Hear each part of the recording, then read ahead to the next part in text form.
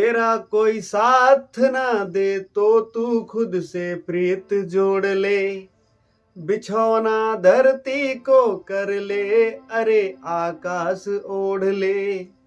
तेरा कोई साथ ना दे तो तू खुद से प्रीत जोड़ ले, बिछौना धरती को कर ले, अरे आकाश ओढ़ ले। यहाँ पूरा खेल अभी जीवन का तूने कहाँ है खेला, चल अकेला चल अकेला चल अकेला। तेरा मेला पीछे छूटा रही, चल अकेला चल अकेला चल अकेला चल अकेला। तेरा मेला पीछे छूटा रही, चल अकेला। जय श्री कृष्ण साथियों, मैं विजय आपको अपने इस चैनल श्री कृष्ण विजय मोटिवेशन पर बहुत बहुत स्वागत करता हूं। आज के इस वीडियो में हम जानेंगे कि वास्तविक रूप से लोनलीनेस अर्थात अकेलापन है क्या। अकेलापन हर व्यक्ति महसूस करता रहता है, वो भी अपने अपने स्टाइल से या अपने अपने तौर तरीकों से। क्यों? क्योंकि जो अकेलापन होता है वह वास्तविक रूप से व्यक्तिगत ही होता है, अर्थात पर्सनल होता है। तो हम इस अकेलेपन के लाभ हैं कि नुकसान हैं, इन दोनों पहलुओं पर इस वीडियो में चर्चा करेंगे। तो चलिए वीडियो को शुरू करते हैं। साथियों, प्रत्येक व्यक्ति अपनी सोच के आधार पर इस अकेलापन को समय समय पर महसूस करता रहता है। कभी कभी तो ऐसा होता है कि लोग समूह में होते हैं, अर्थात सार्वजनिक स्थान पर भी होते हैं, उस दौरान भी वह अपने आप को अकेला ही महसूस करते हैं। क्यों? क्योंकि वे सभी जो अपने आप को अकेलापन महसूस कर रहे हैं वह निश्चित रूप से किसी न किसी मानसिक आघात का शिकार हो गए रहते हैं। जैसे कभी कभी हम जीवन में किसी व्यक्ति या किसी वस्तु या किसी विशेष स्थान को बहुत अधिक महत्व दे देते हैं, तो वह व्यक्ति, वह वस्तु या वह स्थान हमारे लिए हमारे रास्ते को बंद कर देता है। कैसे? क्योंकि जब उसका हमसे बिछोह होता है, अर्थात वह चीज हमसे अलग होती है, तो हमें उसका बहुत ही दुख होता है और वह दुख उस आघात में बदल जाता है जो हमें अंदर से अकेलापन का एहसास कराता है। अकेलेपन की दो स्थितियों पर हम चर्चा करेंगे। तो सबसे पहले जो यह पहली स्थिति बताई गई है, इसको विस्तार से जान लिया जाए। तो हमने आपको यह बताया कि जो अकेलापन किसी मानसिक आघात के कारण हुआ रहता है, वह अकेलापन अत्यंत ही खतरनाक होता है। क्यों खतरनाक होता है? क्योंकि जो व्यक्ति होता है वह बुराइयों के तरफ भी अपने आप को उन्मुख कर लेता है। क्यों? क्योंकि जो वस्तु या व्यक्ति या स्थान के प्रति उसके मन के अंदर उस तरह के भाव पैदा हुए रहते हैं, तो वह क्या करता है कि चाहता है कि उस व्यक्ति, उस वस्तु या स्थान को हम प्राप्त कर लें। उसके लिए जो भी उल जलूल हरकतें करना होता है या जो आवश्यकता नहीं है वो भी कार्य करने को वह व्यक्ति उतारू हो जाता है, मरने मारने पर उतारू हो जाता है। जब यह सारी चीजें उसके मन के भीतर चलने लगती हैं तो जाहिर सी बात है कि वह अपने रास्ते से भटक जाता है, अर्थात उसके अंदर बुराई का प्रवेश हो जाता है। तो यह जो अकेलापन है वह वास्तविक रूप से बहुत ही खतरनाक हो जाता है उसके लिए। तो इस अकेलेपन से बाहर निकलने के लिए उसे क्या करना चाहिए? उस व्यक्ति को समय समय पर बेहतर कार्य करने का प्रयास करना चाहिए। यदि उसका मन कहीं न लगे किसी व्यक्ति विशेष के साथ, तो समूह में जाकर के लोगों से चर्चा पर चर्चा करना चाहिए और जो उन्हें पहले से चीजें पसंद हैं उनका दोबारा से अभ्यास करते रहना चाहिए। जब ऐसा करेगा वह व्यक्ति, तो निश्चित रूप से उसके जीवन से जो अकेलापन है या जो खालीपन है वह कमजोर पड़ने लगेगा और वह व्यक्ति पुनः नए ऊर्जा के साथ अपने कार्यों को करना प्रारंभ कर देगा। साथ ही साथ मैं आपको यह बताना चाहता हूं कि धन, प्रसिद्धि, शक्ति, सौंदर्य और हमारे सामाजिक सरोकार, ये सारे किसी भी तरह के हों, तब भी हमें उस अकेलापन से नहीं बचा सकते हैं।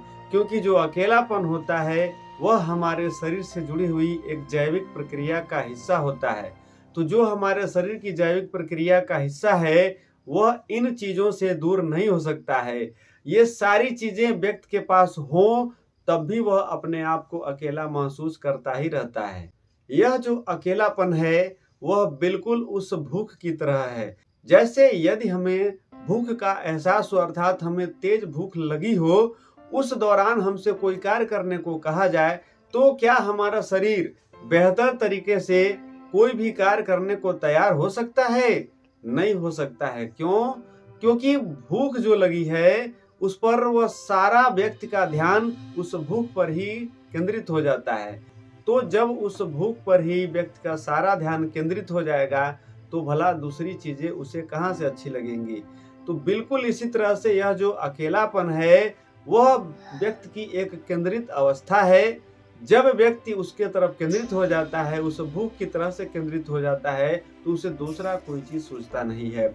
लेकिन आप इसके साथ साथ यह भी ध्यान रखें, जो भूख लगी है उसे हम अपने दिमाग के एक हिस्से से डाइवर्ट कर दें तो भूख का जो भाव है वह कुछ समय के लिए दूर हो जाता है और व्यक्ति दूसरी चीजों पर भी ध्यान देना शुरू कर देता है।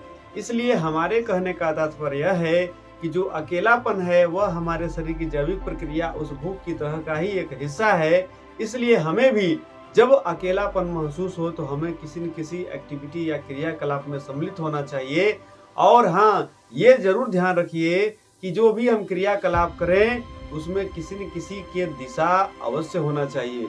जब वो दिशा सही होगी तो हमारे क्रियाकलाप बेहतर होंगे और हम बुराइयों के तरफ जैसे सिगरेट पीना, शराब पीना या अन्य तरह के ड्रग्स लेना, इन सारी नशाओं से दूर रह सकते हैं और हम अपने आप को बेहतर भी बना सकते हैं। अकेलापन का दूसरा पहलू यह भी है कि व्यक्ति जब सामाजिक सरोकार में अपने आप को पूर्ण रूप से ढाल देता है तो उसे दूसरा कोई चीज समझ में नहीं आता है, या यूं कहें कि व्यक्ति अपने आप को जानने का प्रयास ही नहीं करता है बल्कि सारे कार्य करता है लेकिन अपने आप को जानने का प्रयास नहीं करता है। बहुत सारे विद्वानों ने इस बात को यह कहा है कि यही माया का आभास है और यह माया अर्थात यह जो संसार है वह अपने आप में आपको मिला लिया है। जब आप उस संसार में मिल गए हैं तो आपको अपना अस्तित्व पता ही नहीं चलता है। आप जान नहीं पाते हैं कि वास्तविक रूप से हम कौन हैं